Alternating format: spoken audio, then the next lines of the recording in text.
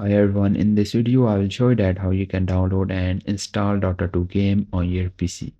Guys, first open up your any browser, just search for the Steam website, then simply open it. Then just click on this login option you are seeing on the right hand top.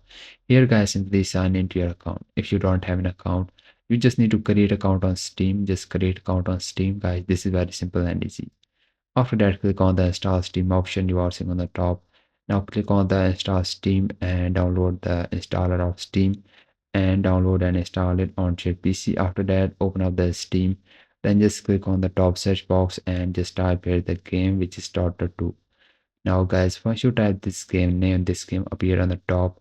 So open up this Dota 2 game you are seeing on the first. Guys, once you open up this game here, just scroll down, you'll see the option of add to library. So just click on this option of add to library, then just click on the OK option, then just click on the option of play game.